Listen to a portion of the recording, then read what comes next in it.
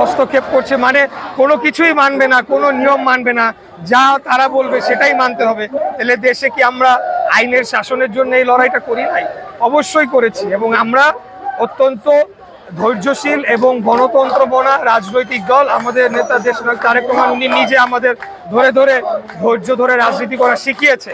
কিন্তু এই ধৈর্য ধরাকে, এটাকে, এই উদারতাকে যদি দুর্বলতা হিসেবে ভেবে নেওয়া হয়, তাহলে সরকার চরম ভুল করছে।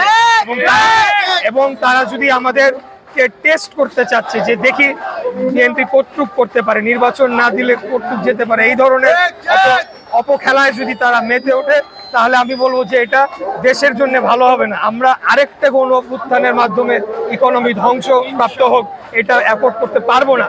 আমরা গণতন্ত্রের জন্য লড়াই করছি। জনগণ যাকেই ভোট দেয়, ওনারা এত ভালো হলে তো ওনারাই সব ভোট পাবে, সিট পাবে, তখন তো সমস্যা নাই। আমরা যদি এতই খারাপ হই, ভোট হোক, নির্বাচিত পার্লামেন্ট এসে দেশকে সংস্কার করুক, এগিয়ে নিয়ে যাক, এটাই আজকে আমাদের দাবি।